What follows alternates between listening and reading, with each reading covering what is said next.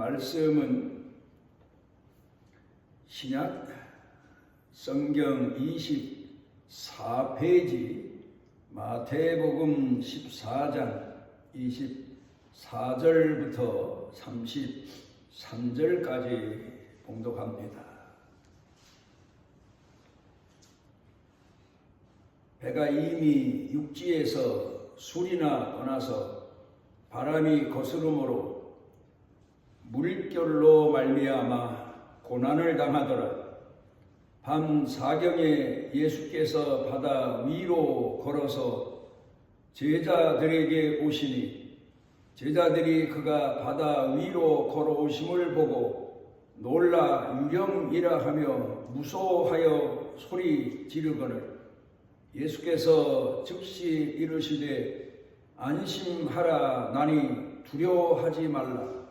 베드로가 대답하여 이르되 주여 만일 주님이시거든 나를 명하사 물 위로 오라 하소서 하니 오라 하시니 베드로가 배에서 내려 물 위로 걸어서 예수께로 가되 바람을 보고 무서워 빠져가는지라 소리 질러 이르되 주여 나를 구원하소서 하니 예수께서 즉시 손을 내밀어 그를 붙잡으시며 이르시되 믿음이 작은 자여 왜 의심하였느냐 하시고 배 함께 오름에 바람이 그치는지라 배에 있는 사람들이 예수께 절하며 이르되 진실로 하나님의 아들이로소이다 하더라. 우리 삶에 있어서 바람은 참 좋은 것입니다. 한여름에 바람은 모든 사람들의 몸뿐만 아니라 마음까지 시원하게 도와주는 역할도 하지만 한여름 장마철 때에 우리 주변 환경의 습도를 말려주기도 합니다. 그런가 하면 바람은 적당한 바람은 봄에 자라는 곡식이나 나무 풀들로 하여금 뿌리 내리는데 유익을 주기도 하고 공헌하기도 합니다. 또 논밭에서 일하는 사람들에게도 이 바람은 고마운 은인과 같은 역할을 합니다. 그런가 하면 바다에 나가서 고기 잡는 어부들에게도 적당한 바람은 그들의 몸과 마음을 시원하게 해 줍니다. 그런데 문제는 이 바람이 미쳐서 태풍이 되어버리면 나라도 모든 거기 사는 사람들도 농사 짓는 사람도 고기 잡는 사람도 비행기 타고 해외에 드나드는 사람들도 큰 혼란을 겪게 되는 겁니다. 계절적으로 우리 나라의 태풍은 여름에서 가을 접어드는 계절에 태풍이 와서 사람들을 불안하게 하고 또 많은 어려움을 남겨주고 가기도 합니다마는 지금 우리가 국가적으로 사회적으로 혼란에 빠지고 큰 고난을 겪으면서 지난해 12월 초부터 지금까지 휘말리고 있는 국가적인 태풍은 언제 잠재워질지 모든 국민들이 불안하고 고통을 겪으면서 하루하루 살아가고 있습니다. 태풍이 불어서 배를 잘 이끌고 가던 뱃사공을 배 고물 밑창에 탄핵해서 가도 놓았고, 일 잘하는 농부들을 밭에도 논에도 나가보지 못하도록 집안에만 갇혀 있도록 탄핵해 놔서 벼가 쓰러져도 또 어장이 다 망가져도 손도 쓰지 못하고 너길코 바라봐야만 하는 이런 시대를 우리가 살아가고 있습니다. 보통 우리가 계절적으로 겪는 태풍의 근원지는 저 남쪽으로 내려가서 필리핀 근해에 있는 곳에서 발생한다고 대부분 알고 있는데, 이번 국가적으로 사회적으로 또 우리 경제에 또 모든 매사에 심지어 교회에까지도 불어닥친 이 태풍의 근원지는 바로 여의도입니다. 나라가 이렇게 혼란에 빠지고 어려움을 겪을 때 교회가 깨어나서 하나님 앞에 기도하고 있습니다. 전에는 북한에서 도발을 자주 하는 바람에 이런 얘기를 제가 했습니다. 우리 국민들이 반공 사상이 흐려지고 공산주의에 대한 경계심이 풀어지니까 북한에서 뭐 김정일이나 김정은이나 도발을 감행해서 우리 국민들이 느슨해지는 반공 정신을 깨워주는 그런 계기를 만들었다고, 어려움이 올 때 오히려 국민이 깨어나고 북한 도발로 인해서 공산주의가 무엇인가를 다시 생각하고 경계하는 그런 역할을 했다고 했습니다마는, 지금은 국내에서 또다시 교회를 깨우는 그런 요인이 태풍처럼 바로 여의도에서부터 시작되었다는 데 대해서 우리가 더 하나님 앞에 엎드려 깨어 기도하며 우리 자신을 깨우는 그런 계기가 되어야 되지 않나. 지금 우리가 바로 태풍의 날을 살고 있고 태풍의 계절을 살고 있고 태풍의 시대를 살고 있음을 한국교회는 직시하고 하나님 앞에 자기 자신을 깨워서 기도하는 그런 계절로 삼아야 되고 그런 기회로 삼아야만 하나님께서 우리에게 베푸시는 구원의 은혜를 입고 하나님 앞에 더 든든히 서가는 계기가 될 겁니다. 삶에 있어서 우리가 우리 자신을 돌아보면 우리가 게을러질 때가 있고 우리 자신이 하나님과 멀어질 때가 있고 또 때로는 세상에 매여서 하나님 앞에 부름받은 자녀임을 까마득히 잊어버릴 때가 많지만, 이런 사회적인 혼란, 환란, 어려운 시련, 역경을 통해서 우리가 깨어 하나님께 부르짖고 구원의 날을 맞이하게 되고 구원의 은혜를 입게 되는데, 이번 기회도 하나님께서 한국교회를 깨우셔서 하나님께 더 든든히 서게 하는 기회를 주시는 과정이라고 헤아려 생각해 봅니다. 마태복음 9장 23절로 27절 가운데 보면은 제자들이 예수님을 모시고 배를 타고 바다 건너편으로 가다가 대풍을 만납니다. 제자들은 어부가 많았는데 어부의 경험상 어부의 지금까지 겪어온 일들로 웬만한 바람은 다 이겨서 목적지를 향해 노져갈 수 있는 경험을 가졌지만, 그 예수님을 배 모시고 바다 건너편으로 가다가 만난 풍랑은 인간의 힘으로는 불가능했다는 사실을 깨닫고는 발견하곤 예수님을 찾게 됩니다. 예수님은 지금 우리와 같이 배 타고 출발하셨는데 어디 계신가 하고 찾아보니까 배 고물에서 주무시고 계십니다. 그러자 제자들이 예수님을 깨우며 우리가 죽게 됐는데 예수님 잠만 주무십니까?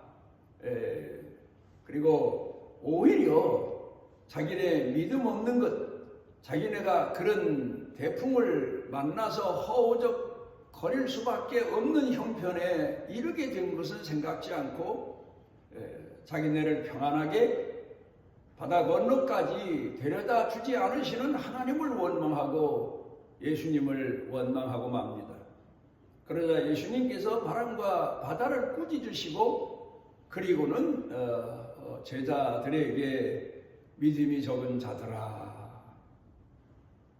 이런 태풍을 만나도 하나님이 우리의 생명을 붙들고 계심을 왜 믿지 못하느냐, 그런 뜻으로 가르쳐 교훈하신 적이 있습니다. 그런가 하면 마태복음 14장 24절부터 기록되어 있는 또 한 건의 태풍 이야기는 예수님께서 제자들을 먼저 바다 건너편으로 보내시고 예수님께서는 그 제자들을 보내신 곳에 얼마 동안 지체하십니다. 제자들이 배를 타고 바다 건너로 노를 저어 가다가 이번에도 큰 태풍을 만나게 됩니다. 그러자 이들이 또 애를 쓰면서 어떻게 하든지 태풍에서 살아남기 위해서 허우적 거리는데 날은 어두워지고 바람이 불어 태풍이 불어서 바다 건너까지 가지를 못하고 아마 바다 중간쯤이나 고통을 겪고 있습니다. 그때 예수님께서 무리로 그 제자들이 태풍으로 인하여 허우적거리고 혼란에 빠진 것을 구원하시기 위해 걸어오십니다. 그 모습을 베드로가 발견하고 주여 나로 하여금 무리로 걸어오게 하소서. 그러자 예수님께서 허락하십니다. 오너라 와라. 그래 베드로가 예수님 말씀을 믿고 무리로 걸어서 예수님을 향해 가다가 그 풍랑을 그만 보고 그리고는 물에 빠져가며 내가 죽게 되었습니다. 살려주십시오 하며 예수님을 향하여 소리칠 때 예수님께서 베드로의 손을 잡아 구원해 주시고 배로 걸어 들어오셔서 제자들에게 믿음에 대해서 말씀하십니다. 우리가 성경에 기록되어 있는 예수님 사역 동안에 일어난 두 번의 태풍 이야기를 놓고 보면 이런 태풍들은 예수님의 제자들의 믿음을 단련시키고 훈련시키고 더 하나님을 의지하고 찾게 만드는 그런 계기로 삼으셨던 것을 볼 수가 있습니다. 오늘도 우리가 살아가면서 내 개인적으로나 가정적으로 사회적으로 국가적으로 만나는 태풍들을 놓고 보면 우리가 하나님 앞에서 훈련받고 연단받는 계기가 되었음을 알 수가 있습니다. 성경으로 다시 돌아가서 보게 되면 야곱은 하나님을 의지하는 신앙인으로 살아가지만 그리고 하나님 앞에서 부름받은 신앙인으로 살고 쓰임받는 신앙인으로 살고 깨어있는 하나님을 공경하는 신앙인으로 살기를 갈망하는 마음은 그 형 에서보다 뜨거웠지만 막상 그가 그 어려운 중에서 살아가는 과정들을 놓고 보면 그렇게 아브라함처럼 신앙적이지는 못했던 것 같습니다. 마음은 하나님을 향한 신앙의 계보를 이어서 신앙의 사람으로 가족을 이끌고 사회를 이끌고 그런 사람이 되고 싶었지만 막상 산 생활을 놓고 보면 자기 가정, 개인, 아내, 자식들 거기에 휘말려서 허우적거리면서 살았던 사람입니다. 그런데 그가 돌아오면서 큰 태풍을 만나게 되는데 그 태풍의 요인이 바로 에서 아닙니까? 에서가 400명이나 되는 군대를 이끌고 동생 야곱을 20년 전에 원한을 갚기 위해서 만나러 오는 것은 바로 야곱으로서는 자기가 감당할 수 없는 큰 태풍을 바다 한가운데서 만난 거나 다를 바가 없습니다. 그때 야곱은 하나님 앞에 약복강가에서 부르짖으며 기도합니다. 그러다가 하나님 앞에 환도표를 맞으면서도 하나님만 의지하고 하나님께만 구원의 손길이 있다는 사실을 알고 매달려서 구원을 받고 그리고 이름도 하나님을 이긴 자라는 이스라엘로 명칭을 얻게 됩니다. 그러니까 야곱은 태풍을 만났을 때에 자기 힘으로 감당할 수 없으니까 하나님 앞에 간절히 기도해서 구원함을 받은 대표적인 사람, 상징적인 사람으로 우리 교회들이 가르쳐 교훈하고 있습니다. 우리 한국 교회가 오늘 만난 이 태풍에 대해서 하나님께 깨어 부르짖어 기도하는 소리가 아마도 사회를 뚫고 이 우주를 뚫고 하나님께 상달되리만큼 아우성입니다. 곳곳에서 교회 성도들마다 이 나라, 이 백성을 위해서 깨어 기도하지 않는 사람이 없을 정도로 하나님 앞에 코로나 때보다 더 부르짖어 기도하고 있습니다. 분명 하나님께서 옛날에도 그랬지만 지금까지 그랬지만 우리를 연단시키시고 훈련시키시며 끝내는 우리 기도를 들어주시고 다시 미친 태풍이 좋은 바람으로 바꾸어지는 시절을 주시리라고 믿습니다.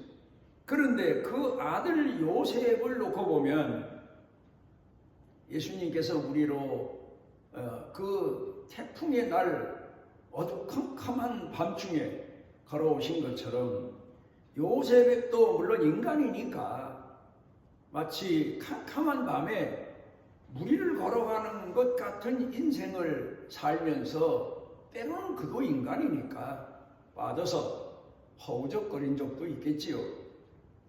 우리는 요셉을 너무 위대한 사람으로만 볼 게 아니라 그런 사람이 되기까지의 과정을 돌이켜 생각해 보면 아브라함도 믿음의 조상이지만 그가 믿음의 조상으로 인정받기까지의 그의 연단 과정, 생활, 생애 과정은 참으로 우리나 다를 바 없는 그런 과정을 거쳤던 것을 보게 됩니다마는 요셉은 결국 그래도 그런 연단을 통해서 마지막 큰 시험을 만납니다. 태풍을 만난 겁니다. 그게 누군가 하면 바로 자기가 지금까지 노예로 팔려와서 섬긴 주인 보디발의 아내라고 하는 여인을 통해서 큰 태풍을 만났을 때 요셉은 그 믿음이 훈련되어져서 당당하게 무리를 걸어가서 하나님 앞에 인정받게 되고 결국 그 일로 인해서 감옥에 갔지만 믿음이 충천한 사람으로 살아가 승리하는 그런 과정을 우리에게 보여줍니다.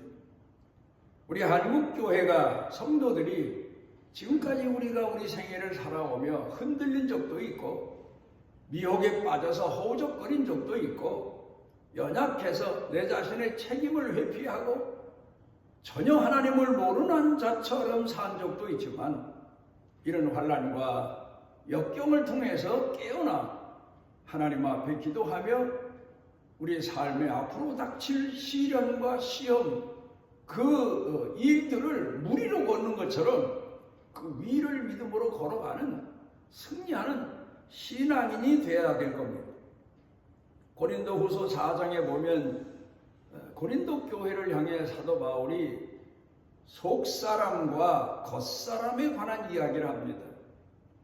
겉사람은 자기가 환난을 겪고 세월이 가고 나이가 들면서 점점 병들고 후패해지지만 허물어져 가고 있지만 그 반면에 내적인 사람은 더 새로워진다, 더 강해진다, 더 모든 시험과 시련 앞에 담대해진다고 고백했는데, 우리도 바로 이 내용을, 이 사도 바울이 고린도 교회를 가르친 내용을 오늘 이 시대를 향한 한국교회를 향하여 가르치는 내용으로 깨어서 읽고 가슴에 새기고 그런 사람이 되기 위해서 하나님 앞에 기도하고 오늘을 살아가야 될 겁니다.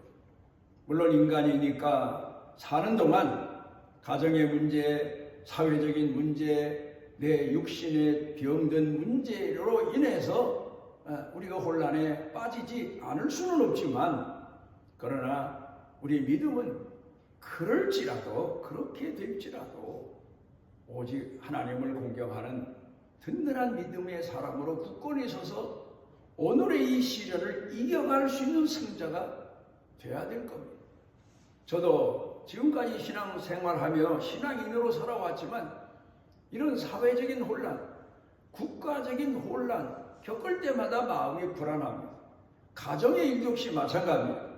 그러나 이런 과정이 앞으로 올지라도 믿음의 사람으로 담력을 가지고 믿음으로 이겨 승리하도록 하나님이 권고하시는 그런 연단의 과정으로 생각하고 먼 훗날 주시는 승리를 바라보며 하나님 앞에 오늘을 감사하는 때가 참 많습니다. 욥기서 4장을 놓고 보게 되면 귀로만 듣던 하나님을 내가 눈으로 보나이다. 체험의 신앙, 거듭남의 신앙, 연단으로 인하여서 고백되는 신앙의 모습을 우리가 발견하게 됩니다. 다시 베드로를 돌아가서 봅니다. 처음에는 믿음이 없어서 대풍을 만날 때마다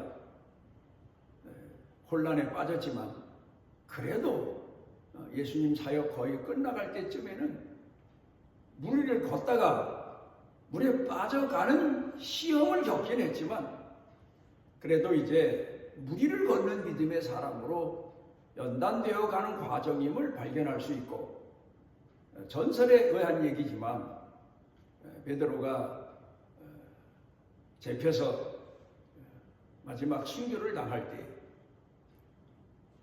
다른 사람들 보면, 믿음 있는 사람들의 순교 장면을 보면 그냥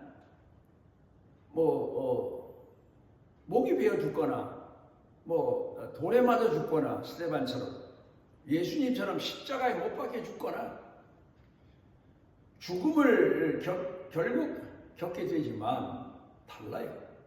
그냥 죽는 사람하고 달라요.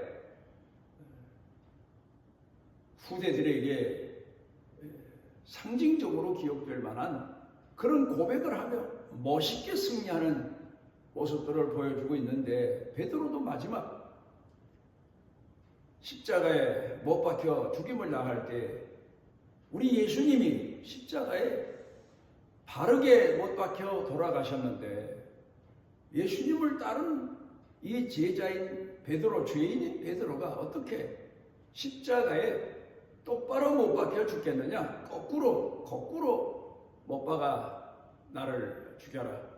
그래서 베드로는 거꾸로 십자가에 못 박혀 순교했다는 전설이 전해지는 걸 보면, 어쩌면 그렇게 그런 믿음의 담력을 가지고 믿음으로 마지막에 승리하는 사람으로 훈련되었을까를 생각해 보면, 한국교회가, 우리 성도들이, 나 자신이 하나님 앞에 이 혼란스러운 태풍의 계절 물 위로 걸어갈 수 있는 믿음을 구하는 계기도 되거니와, 또 하나 나 자신이 마지막 죽음이라고 하는 태풍을 만날 때 믿음으로 승리해서 하나님 앞에 나아가는 그런 축복의 성도들의 목표를 잊지 마시고 기도하시며 더 깨어 하나님의 사람으로 살아가시기를 바랍니다. 우리를 지극히 사랑해 오신 하나님, 지금도 지극히 사랑하시는 하나님, 앞으로도 한국교회를 포기하지 않으시고 사랑하시는 하나님, 교회와 성도들을 훈련시키시고 연단시키시는데 이때 깨어 하나님 앞에 하나님의 사람으로 살아가며 빛을 발하는 축복의 은총을 더하시옵소서. 예수님 이름으로 기도드리옵나이다. 아멘. 이스라엘의 하나님 여호와께서 그 날개 아래 보호를 받으러 온 내게 온전한 상 주시기를 원하노라. 사망의 음침한 골짜기에 빠져서 죽어가는 이 백성들, 택하신 성도들 찾아오셔서 구원하시고 푸른 조장으로 잔잔한 물가로 인도하시는 우리 주 예수 그리스도의 무한하신 은혜와 이 백성을 선택하시고 깨어 기도하며 하나님의 사람으로 연단되어 성장해 가도록 축복하시는 아버지 하나님의 만극하신 사랑과 우리 속에 임재하셔서 깨워주시고 일으켜주시고 또 하늘나라의 소망을 잊지 않고 살아가도록 붙들어주시는 성령님의 능력의 은총이 사랑하는 자녀들 생각, 마음, 영과 육, 사는 생활, 가정, 일터, 경영 그리고 온 교회 중에 넘치고 넘치도록 함께 하시기를 축원하옵나이다.